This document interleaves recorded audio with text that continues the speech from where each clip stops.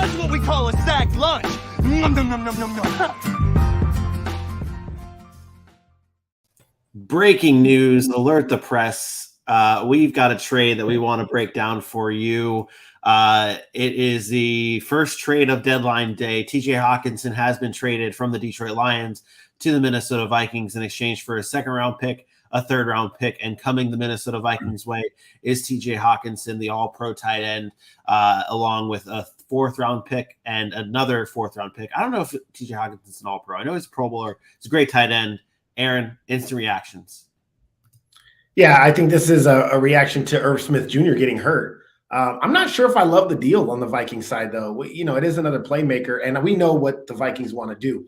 They want to be in that 11 personnel. They want to have 3 wide receivers, a tight end, and a back. And with Irv Smith going out, now all they have is Johnny Munt. Johnny Munt's not going to get it done, so they go out and they make a move for Irv Smith or for TJ Hockenson. But one thing I will say, I don't know if I'm doing that move because Irv Smith has a high ankle sprain. So we have to see what that injury plays out. But if Irv Smith is back in 4 to 5 weeks, I kind of think this was a wasted move here for the Detroit or for the Minnesota Vikings.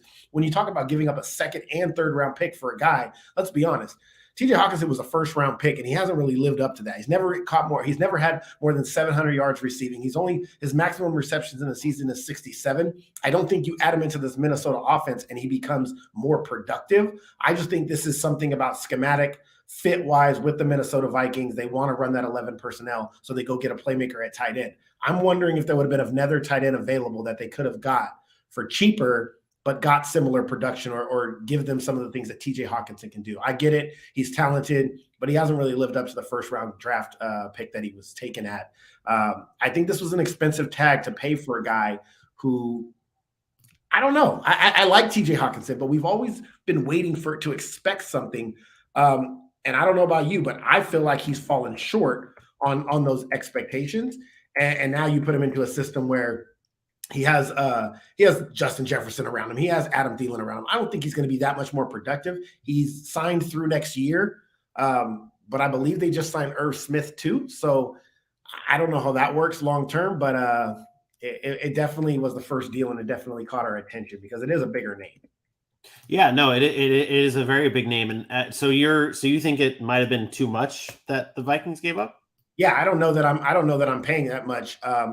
Irv Smith is a free agent after this year, so you do get TJ Hockenson for an extra year next year, I guess. So you don't have to sign Irv Smith. That's, I guess, maybe the long-term outlook, if you want to say so. But I still think this short-term wise, I think giving up a second round and a third round pick is pretty big to get a guy in 4 weeks. You might have your tight end Irv Smith back. So, and I don't envision them running too many 2 tight end sets in that offense.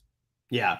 Now the Lions for the Lions, they now have 2 first-round picks, 2 second-round picks for the next in next year's draft. Definitely building for the future.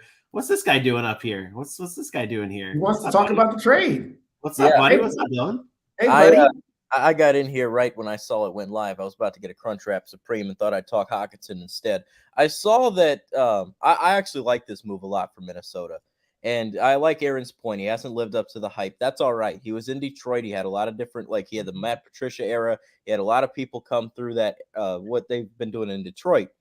I like this move a lot for Minnesota. It gives them another tight end. You got to realize they've had a solid tight end for years in Kyle Rudolph. I think that's sort of his role he's going to bring to that offense. He's more talented than Rudolph. He's younger. He did all that stuff. I'm telling you, I like TJ Hockenson in this offense. I think it just gives them one more weapon. We've always talked about how they've lacked a couple. They've had the 2. They've been trying to figure out the 3. Osborne's come on a little bit over the course of the last 2 years, but they just needed another weapon. And they're off to a great start this year, Minnesota. Green Bay doesn't look like they can compete in that division.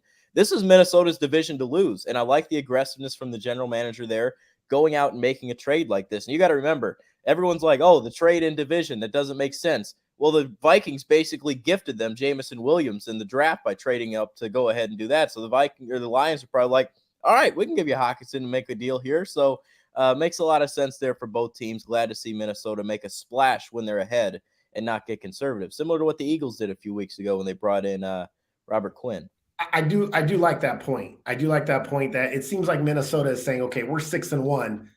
let's go for it. Like let's get better. let's try to win this year because we don't know what the long-term sustained success of the NFL is like. Kirk Cousins doesn't have much time left on his deal. They're in a good spot in the NFC knowing that it's wide open. Why not go and get a guy that is going, I mean, let's all intention purposes, he's going to replace Irv Smith while he's out. And I do think it's a very lateral move long-term. I think him and Irv Smith are very similar talent-wise and what they can do. But because he is hurt and because of what that offense wants to do, I do think it's important to have a tight end that's able to work the way TJ Hockenson can. And it just goes to show that they are all in this year. And they're saying, let's go try to get to the Super Bowl in a year where we don't know who the favorite is in the NFC. And maybe it is Minnesota. Yeah, where does this put Minnesota in terms of their grand scheme? How much does that needle move, Aaron? Like I said, I think it's a lateral move. I think as good as we thought Minnesota was yesterday with Irv Smith healthy is where I think they're at today with no Irv Smith and in Hockenson instead, which is a good team. I mean, they're going to win the NFC North, which means they're going to get a home playoff game. They're going to be a tough team to beat because they do have offensive weapons. It's still going to ultimately come down to that defense and what they're able to do in the postseason in games that matters most. We talked about being able to create turnovers in the most opportunistic times, and they've done that so far this year. I don't know that the offense, very similar to the Kevin O'Connell move, I don't think the offense all of a sudden looks different. I just think now they can continue to do what they want to do, which is not have to bring a fullback in the game, which is not have to worry about throwing 4 wide receivers out there when you don't have 4 good ones. They can go 3 wide receivers, a tight end that's really strong, and a running back in Dalvin Cook or Alexander Mattison. And that's the way they want to play. In that 11 personnel, they run it a lot, some of the most in the NFL, and I think they continue to do that. And I think this is just to allow them to continue to do what they were already doing with Irv Smith. Yeah, let's switch gears to the fantasy side of things. What's the fantasy impact, Dylan, for TJ Hockenson now joining the Vikings? I think he got worse as a fantasy player. And I hate to say that. I look at him, and he had Amon-Ra St. Brown around him. He had DeAndre Swift when they were both healthy. They both missed time throughout the course of the year. That boosted Hockenson. They threw the ball a ton. They scored a lot early in the year. Hockenson was solid on this offense in Detroit that started going off.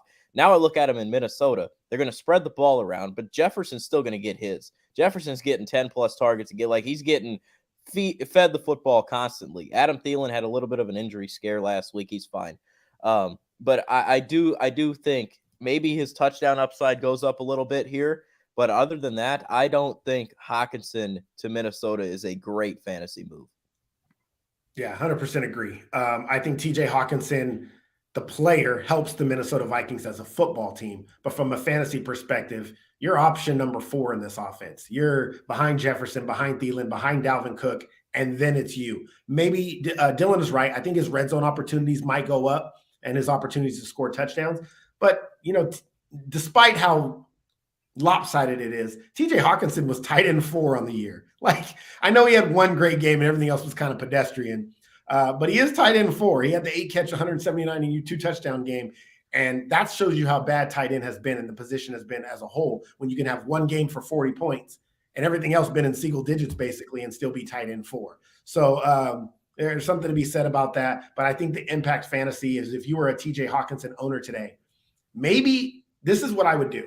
If you own TJ Hockenson, you put him on the block and you sell he's going to a better offense. You sell that his production is going to go up and you try to trade something for him or get something in return. Because in reality, more than likely, TJ Hawkinson's value as a fantasy asset is actually going down. He's got the Commanders this week as well, so I think that might be a good matchup for him this week if he plays, if he is on the field. So maybe even if you put him on the block and he gets that big week against the Commanders, then you're like you're taking advantage of it even more and moving on from him. You're gonna have to learn an offense. That's kind of tricky. Yeah, well, not only that, it's not a great matchup for him. The Commanders are the best in the league against tight ends, so I don't know that I love that matchup. I think that I would sell the future. I think you can still, like you said, I think you can still sell what he's going to be with Kirk Cousins and all those weapons are going to have to worry about now. TJ Hawkinson's going to be used. I think you could sell that to somebody that's not really maybe paying attention as much or maybe likes the name of a TJ Hawkinson. And if you can sell that and go get somebody better, maybe you can get a better position player and then fill a tight end elsewhere. I think you can do that. Okay. All right. Well, TJ Hockenson, breaking news to the Minnesota Vikings in exchange for a second-round pick in this coming draft, and next year's third-round pick. Also going Minnesota's way is a fourth-round pick in 2023 and a conditional pick in 2024. We'll get you the details on that. Be locked into our Twitter at the Sac City Pod for all breaking news regarding this NFL trade deadline. If you have any fantasy questions regarding this move, please drop us a line on our YouTube page. There is that nice little community tab at the Sac City Pod. Drop us your thoughts on this trade and any advice, maybe a trade that you're thinking of it offering to somebody, saying, okay, are you freaking out about the Steve Nash firing? Yeah. Yeah, they didn't waste no time. Breaking news: right. Steve Nash is fired. We just turned it. Let's bring back the basketball show that we had. Steve Nash, breaking news, fired. What was that? The full court. Wait, what was that thing we did? It was funny. What was it? I don't know. It was useless. I came in that one time and you said, "What are you doing?" Yeah, listen, I did want to touch on Brandon Cooks possibly being moved. They're trying to accommodate him. I think that's important. I think they're saying that we want to trade him to a team he also wants to go to. So they're trying to treat Brandon Cooks the right way. And I think that's important as far as what teams are involved, because I think he's going to be looking for somebody that can contend. You talk about teams like Dallas. I don't know if the Green Bay falls into that category for him. So maybe that's something you think about there. Maybe Green Bay's not in play for a Brandon Cooks if they're going to accommodate where he actually wants to go. So deadline's in what, about 40 minutes? Hours. Is it? Oh, is it 40 minutes? I thought it was 4. Oh, 4 p.m. Eastern time. You're not in the West Coast anymore. Oh, 1. Yeah, I'm thinking 1. So yeah, about 3.5 hours. I'm sure there's going to be some more deals done. Unfortunately, somebody's going to have to go to work, so I will not be breaking any news. However, I'm hoping my wife is still asleep so I can go back to bed.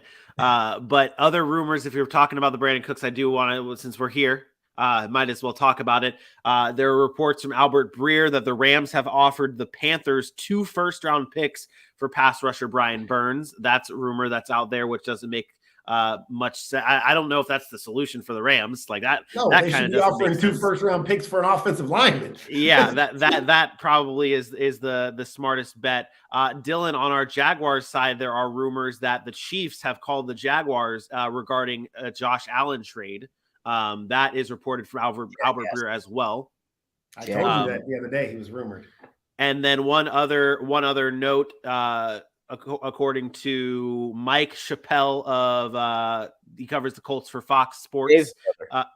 They're talking about Nyheim Hines. Multiple teams are calling the Colts for Nyheim Hines. So Josh Allen's name being brought up, Brandon Cooks, Nyheim Hines, lots of movement expected or hoped for in the next 2 hours. We will be dialed in, though, on our social media pages. Might not go breaking, but we will be giving you your content on social media. So, again, be sure to follow us on Facebook, Twitter, Instagram, YouTube, and the Tickety Talk for all breaking news on today's deadline day. Dylan, it was great to have you back, buddy. Aaron, as usual, it was fun. Nice for you to show up, Dylan. Yeah, not taking us through a tour of your basement news station. No, not anymore. No. Well, the basement is still the thing, but not the tour. I was going to say one point. I think Nyheim Hines, if he goes to the right offense, they could really utilize him because Indianapolis has tried many years now, and they haven't really broke him out. I think this guy could be like a Darren Sproles ETN type guy if he gets the right offense. What's that offense look like? What is that? What team do you think in the NFL should go after him that fits? I don't know if I'd say Philly, but I think they could use someone like a gadget player like that. I don't know. I'm still thinking on like realistic spots, but I think you like a good third down back, check down, like use your speed, punt return, just a jet guy. I think someone could use a guy like him. Maybe they have a hammering back, maybe a Tennessee if they want to try it, but that's in division. I don't know. I just think that they could use someone like that. Maybe New England. You think New England's making moves? Could be a Deion Lewis type player. I'm trying to think. I agree. I think he can be somebody like that. It's just I don't know that a team fit. I'm looking at a team fit. I'm not sure where that fit is at. If Tampa Bay didn't have Rachaad White, I would say Tampa Bay. I think that would be a great spot for him with Brady. But Matter of fact, it still could be Tampa Bay, even with Rachaad White. I really think that's the kind of quarterback that he would need. I don't like Tennessee because I think Dontrell Hilliard can do some of that stuff, but they don't really check down to running backs like that. I think I would say Tampa Bay, just because the Brady with James White type-esque thing has that experience with them. Maybe he can get some work out of the backfield, but then if you really like Rachaad White, you're probably not doing that. Yeah, not sure. One last question. I know I was just about to wrap it up, but one last question. What's the next move? You guys think? What do you guys think the next move is going to be, or a move? Predict one move to happen today, Aaron. Brandon Cooks gets dealt. Okay, that's like Dylan? every deadline he gets dealt. He's never dealt at deadline time, though. He's always dealt in the offseason. Offseason, like right around the Super Bowl, the week before the Super Bowl. They're Yeah. like, we'll send him to New England. We'll send him to the Rams. We'll send him. He's always going. Hey, when you trade Brandon Cooks, Super Bowls come everywhere except for the Houston Texans. So. Well, that's never happening. Whew. I don't know. Let me flip the question then for you. What trade do you want to see happen the most today? I want to see Nyheim Hines to New England. That's a weird one. It's not a weird one. You guys notice Ramondre Stevenson's like killing it? Like that guy's just putting up buckets every week. Fantasy. Yeah, Ramondre Stevenson's a really good pass catcher. Yeah. That said, I don't think a juicy guy like Nyheim. The juicy guy. I don't know that I'm calling Nyheim Hines juicy, but I don't know that there's any impact either way. Wherever Nyheim Hines goes, I don't know if it's a huge enough needle move to put somebody over the top. I mean, what teams that are contenders that are looking for help out of the backfield? Kansas City has a plethora of backs. Buffalo has James Cook that they just drafted. LA, the Dolphins just paid Chase Edmonds. I mean, I guess you could look for a passing down back there. If Chase Edmonds isn't working out, you can go get a Nyheim Hines, but that's again kind of a long shot. I don't know. Maybe you get a team. Maybe you get a team we're not thinking of. Maybe you get a team like Baltimore or the Bengals or somebody like that. Or maybe Kareem Hunt's on the move and the Browns jump in and go get a Nyheim Hines. I don't know. I just don't know where the perfect fit is for him. But either way, I think it's important that wherever he goes, it's in an offense that wants to feature a running back in the passing game. Kareem Hunt to LA? Question mark. I don't understand the Rams. Like, if I'm the Rams, I'm not trading for a running back.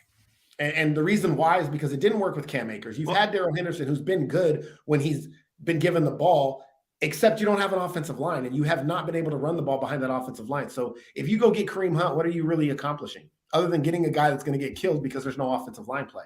I'm not really sure that I'm looking, if I'm the Rams, at running back. And no, I don't think Darrell Henderson gets dealt. I think if anybody's going to get dealt, it's Cam Akers.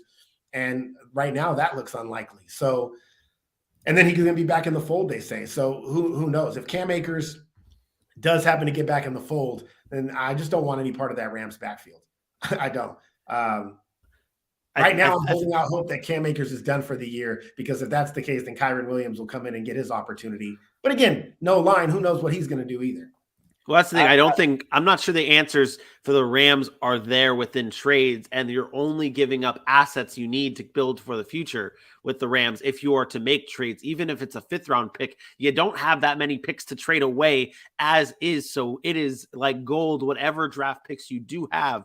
So really, you need to they're all in, though. The Rams have made it very clear that they're all in. They're in win now mode still, regardless of how bad they're playing this year. They got Matt Stafford on a deal. They got Aaron Donald, who's getting close to retire. Jalen Ramsey. They're all getting older. Like this team's not getting younger, so they are all in. I don't have a problem with them trading assets, but they need to trade assets for pieces that are going to help them win. Last year, you go get Von Miller, helped you win. You had a good offensive line. You go get Odell Beckham, helped you win. This year, what's going to help you win? What's been the biggest Achilles heel of the Rams is their offensive line. So I don't know many teams that are trading great offensive linemen in the middle of the season. So good luck trying to get an offensive lineman with that. And if that's not the case, if you're not getting an offensive lineman, I'm sorry, but you really don't have any other pieces that are going to put you over the top to get you where you want to go. So in that case, you're right. Keep those assets and then just draft young offensive linemen, and hopefully that they come in year one and are able to produce next year. I just want to know what first-round picks they're offering to Carolina for Brian Burns. Like, what two Well, they first-round have picks? They have first-round picks. 20, 56. Yeah, that's what I'm saying. It's like, what do you have? So they have a first-round pick this year? Yeah, they have first-round picks. I don't know if they have a first-round pick this year though, because I'm pretty sure the Lions own that first-round pick for this year, because that's one of the first-round picks that the Lions have. Yeah, that's so in 2023 they don't have a first round pick. They have a first round pick in 24. They have a first round pick in 25. They have a second round pick in 23, a third round pick in 23. So they do have some assets. So they're offering 2 first-round picks for 2024 and 2025 to the Panthers for Brian Burns. Like, it's funny because you see the franchise is going to fold by then. Yeah, they might be done by then. No, that's why. But that's why if you're Carolina, you're not taking it, right? You just can't afford to wait 2 years to get return on your assets. But for the Rams, like that's the all-in method. If those don't hit, you're setting your franchise back years. Like, you're talking about not hitting for the next 2 years on draft picks, not making it to the Super Bowl. Now you don't get a first-round pick till 2026 unless you deal somebody. And who on the Rams team would be worth dealing for a first-round pick? Because by that time, Aaron Donald's older. Again, Jalen Ramsey, you can't really deal because of the contract, and he's going to be older. So who else warrants that type of – you're not trading Cooper Kupp or Matthew Stafford. You run into a situation where if you do that now and you go all in again and it doesn't work, now you're not going to be a winning franchise for at least 8 to 10 years. Like, it's tough. While Carolina's waiting, they're going to bring back ready Cam Newton magic in that bitch. Oh, I think you're lost on me. I don't know, but yeah, I'm excited to see what else happens. Hopefully, Brandon Cooks is on the move. Hopefully, Kareem Hunt's on the move. Hopefully, some more deals get done. This happens every time. Every damn time. Brandon Cooks. No one knows what you talking, but I talk. Yeah. No one knows. I just said I really want to see Brandon Cooks get traded to Dallas or Green Bay. Well, shocker, you want him to be traded to Dallas. No. It doesn't matter that I'm a Cowboys fan. We've had Amari Cooper. Amari Cooper is better than Brandon Cooks to me. So I think the fit is well with Brandon Cooks in Dallas. I think you get another weapon and you go for it. This is a team that can go for it. They're great defense. They're in a win now mode, and they have assets. It's not like they've given up a lot of assets. They've drafted really well. Go out and take a chance this year. Go get another weapon for Dak Prescott. You have the dual backs in Ezekiel Elliott and Tony Pollard balling out. Offensive line's playing well. Dak's healthy. This is the time. Otherwise, you don't. You know what? When other time would be better. So. Again, aside from fandom, I would like to see them make a move for a receiver, and I just don't think there's a receiver out there that quite fits the build of what you're looking for that you can trust, like a Brandon Cooks, and that's what I think. I think Brandon Cooks is the ultimate guy for Green Bay and for Dallas. Can I backtrack here for a second? Sure, you can, sir. I think it's interesting here. Chris Ballard in the Indianapolis Colts. You talk about Nyheim Hines. I would honestly say, with your given situation right now, I think everybody should be on the table. I think this is a year for them to retool. You're not that division is strange. Like, you still could win that, but you're starting Ellinger for most of the year. Like, I don't understand. You need multiple receivers. You have more needs than you could possibly think. I think that's the move. I think that's why they went to Ellinger. I really do. Yeah, they're trying to not necessarily rebuild, but just retool. Spend 1 year and I knew it. I was like, it doesn't make sense for an ankle sprain that usually is like 4 to 6 weeks for them to go make a move like that. That fool's out 8 to 10 weeks with an ankle sprain. Get out of here. Irv Smith's walking glass. 10 weeks is the rest of the season. Yep. You can't. Yeah, this is why you go make that move. I thought it was a lot. I really do. I didn't mean to interrupt you, Dylan. Sorry. I did think it was a lot. But 8 to 10 weeks for a high ankle sprain makes more sense as to why you go make a move for TJ Hockenson. I think that was why they did it. And to your point, Dylan, I agree. I think the Colts should be all over the trade market and selling off pieces, including guys that they just signed like Stephon Gilmore. Yeah. Mo Alley Cox, like everybody should be gone. Yeah, you think about their team, they're going to be in rebuild mode. They're going to be in we need a franchise quarterback mode. You're probably getting a top pick. Sam Ehlinger, I'm sorry, ain't it. If you thought he was, he ain't. Matt Ryan's obviously a little older and washed. We know what Nick Foles is. Jonathan Taylor's banged up this year. Shaq Leonard's been out for most of the year. I just think this is the year that you say, you know what, we chalk it up. You're not tanking, you're still trying to win, but you start to sell off some of those pieces that you can get value and draft capital for. And then next thing you know, you have some good draft picks. You can build through the draft again, and in a year or two with some cap space, you can, even though we know they don't like to spend, they can start to build again. I'll give you a bold take today. Paris go. Campbell's traded. I can see that. I don't know how bold it is, but I can see that. What are you talking about? No one's talking about Paris Campbell being dealt. He's Yeah, finally because nobody talks about Paris Campbell. Like, that's why. Paris Campbell hasn't been good. So, of course, he's not being talked about on the trade block because nobody wants him. He's finally having like a few good games to where you're like, oh, well, because he's healthy. Oh, yeah. That's a Dan Patrick. Yeah, you know. You ever watch the deep?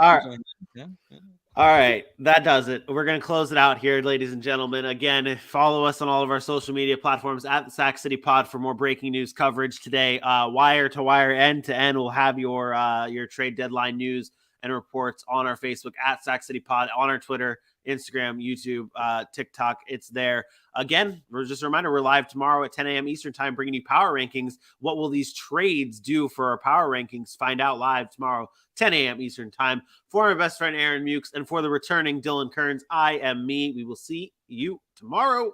Or later. Peace out. Bye.